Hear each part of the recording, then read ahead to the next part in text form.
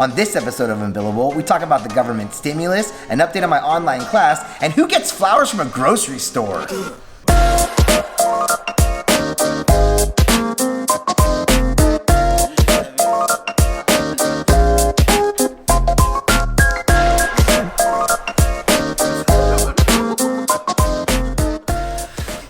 As promised last week, I have allegedly successfully completed the first online class. I say allegedly successfully because the one main takeaway I will already confirm having received from teaching a class online is that I have no idea how it went. I mean, one of the main things that I do as a speaker is I get a feel for the room, right? Like you hear people laugh at your jokes, or you see people roll their eyes or kind of start to drone off or zone off or fall asleep, whatever it might be.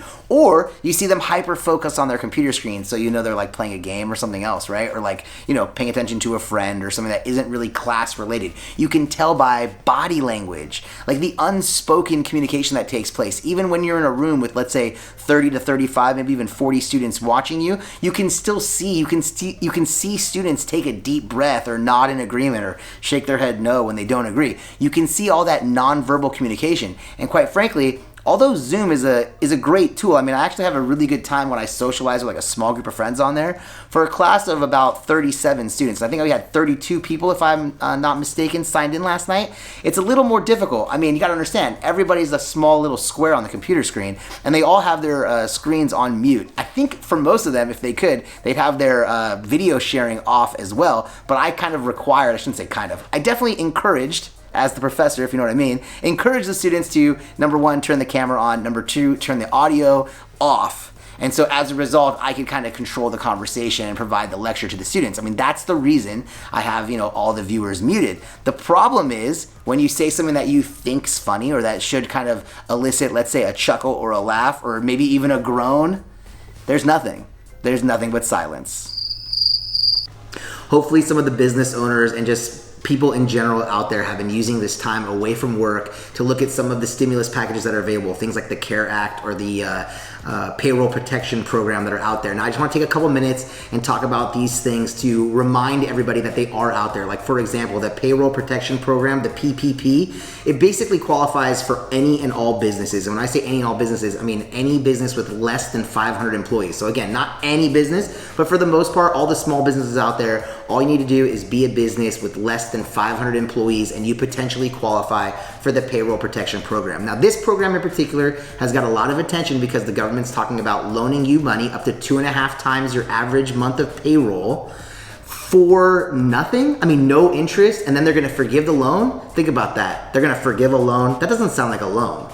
We've spent the last couple episodes of Unbillable really talking about the pandemic, the shelter-in-place order, and just kind of keeping yourself out of trouble when it comes to following these new rules in place. One of the things I want to talk about, especially on this episode, is how the world continues to spin. I mean, think about it. As much as you and I might be home like 80% more than we used to be, maybe even 90%, 95%, maybe you're staying home all the days of the week. I don't know.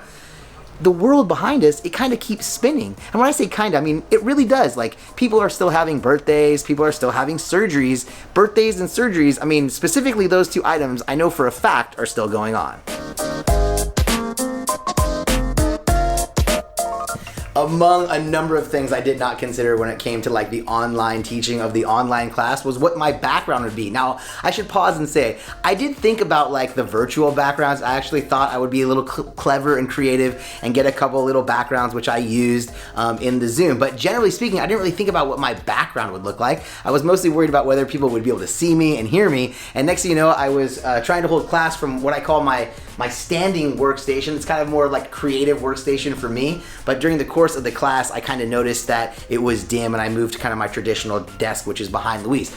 That doesn't matter as much as, if you think about it, the students had the same problem. I mean, normally I can harass students about wearing like a 49ers cap or like some kind of sports team that I don't necessarily agree with. Like if you want to root for the Utah Jazz, you can take that somewhere else, right? But what I'm really getting at is when they had to turn on their cameras, I mean, in some situations, I could see the bedroom of my student. Like they're not inappropriately dressed or anything, and they're definitely not sleeping or laying in bed, but I'm at their desk, which might have been in their bedroom, and so I can see like the color of their bedroom, I can see like the comforter and the pillows, whether they're messy or clean, and I just think it's kind of interesting that it takes the relationship between the professor and the student kind of to a different level, because I really shouldn't have any access to that. I should have no knowledge of whether their room is clean. I should have no idea what their room even looks like.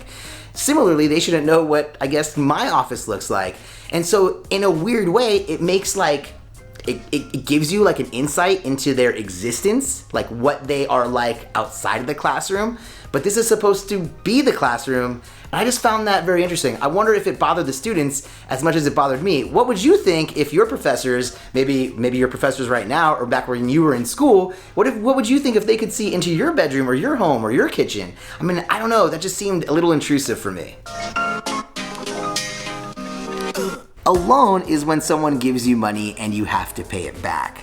The PPP, the Payroll Protection Program, again, the hype behind this thing has a lot to do with the fact that you're not going to be required to pay it back. So be careful. I mean, I'm sure a lot of you have heard there's no such thing as free money. If there's no such thing as free money, then what's the Payroll Protection Program? So I guess what I'm trying to tell you is there's been no specific guideline as what requirements you must meet from a hardship standpoint in order to qualify for this loan, for the PPP, right? But they are going to require you to certify that you need this money due to the impacts of the virus. But to me, I mean, everybody qualifies under that. I mean, every restaurant has slowed down. They're not able to serve food into their dining rooms anymore. Every business I can think of is slowed down. I mean, again, how about my law practice? My law practice is slowed down with the courts closed. The variety of businesses that have been impacted by this virus and everybody being ordered to stay at home, I mean, it's far and wide. It's basically everybody. So the concept of free money is something you should be careful of, and the certification that you actually need the money is something you should think twice about before just signing the bottom line. Luis is making fun of me because I'm kind of hustling through the rain. I don't want dots on my shirt. I don't like water on the shades. Look, the world's spinning, the rain's coming, going, the earth's quaking, shaking, and not. Birthdays, surgeries, like I said, they're coming. They're happening. I know that because the birthday happened in this house. And did I have a gift ready? Of course not. I didn't have a gift ready. All the stores have been closed. Shelter in home, shelter in place. Don't be out shopping, right? Retail, no gift. How about flowers? Did I get flowers? No. I couldn't get flowers. The flower shops, are they an essential business? They are not. They are home like they should be, being safe, staying healthy.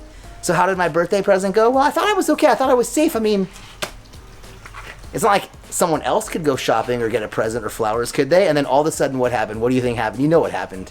The door opens and here comes a guy holding a bouquet of flowers. And I'm not gonna lie to you, I came out of my house and met that guy at the driveway.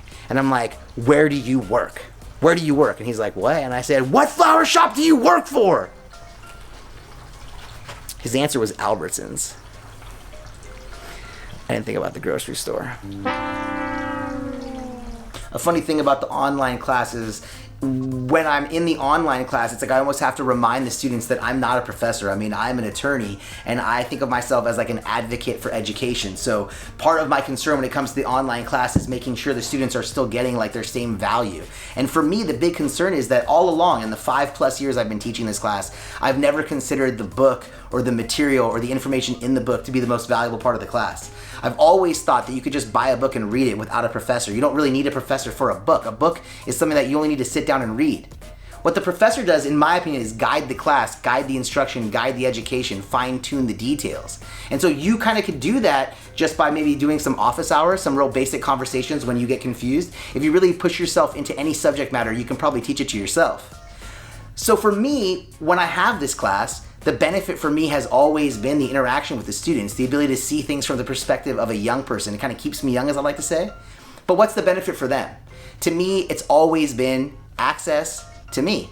I mean, without kind of tooting my own horn, most of the students don't have an attorney in their life, don't have somebody with a master's degree. Many of them are the first in their family to go to college. So for me, I've always prided myself on having like open office hours. Anytime my law firm is open, the students can come to me and basically set an appointment like any other client would be able to do. But in this situation we're in now, that's just kind of not the case. But it is the case for me because now I'm just setting open office hours via Zoom. But is that the same access? I'm concerned a little bit that it's not. And so I'm gonna really try to focus, and if you have any ideas on how I can do it, I'm open to it. Try to focus on building a relationship, a more personal relationship, one-on-one, the same way I do in the classroom with the students through the online mechanism, and we'll check in from time to time, I'm sure, as the vlog goes, with how it's going. Let's say you meet the certification requirements. You're like, look, Afsar, it doesn't matter. I need this money. I'm gonna go ahead and sign it. And let's assume the government gives you that money. I'm not gonna lie to you. This PPP program is something that I've been looking at myself for my own business very closely. And the best piece of advice I've read or heard or gotten from anyone or seen anywhere is the following. Open up a new account, a new checking account, a new bank account, not an account you're using for something else. Open up an entirely new account, and when the government gives you that loan, you give them the new account number for the deposit. Never let that government loan money go into your own bank account. Instead, put it into this new checking account. That way, you can use that money for the items that are forgiven. Remember, payroll, utilities, rent, things like that are what the government's willing to forgive the loan values for. So you should use that money in this new account only for those itemized expenses. That way, when it comes time for you to pay that loan back and you're gonna go to Uncle Sam and say, hey, you're gonna forgive this loan, Uncle Sam's gonna say, show me that you spent it on these items that I require. And how are you gonna show that? Well, if you ask me, the easy way to do it is you just tell the bank, turn over all the records from that new account. And just like that, hopefully if you played your cards right, you'll get the loan from Uncle Sam and then you'll see forgiveness on the back end of it. Do I want you to feel sorry for me because I blew it with the birthday? No. Do I need you to? Probably. But more importantly, I think it's that we recognize that the opportunity to stay at home is a good one. Like I said earlier, there are people out there having surgeries. I know that for sure because my father is one of them. And the thing that most of us aren't thinking about is that the people in the hospitals are unable to have visitors, right? I'm unable to go see my dad. And I'm only worried about that from my perspective for a small reason. I'm more worried about it from his perspective, or those people out there that are having babies where the wife is in there by herself and maybe the husband's not allowed to come inside because of the virus. I think we need to take a moment and just be thankful for the opportunity to shelter in place and to stick around and watch a vlog like this. And if you like this episode, of course, hit the like button and be sure to subscribe by clicking over there and catch another episode of Unbillable by clicking right down here.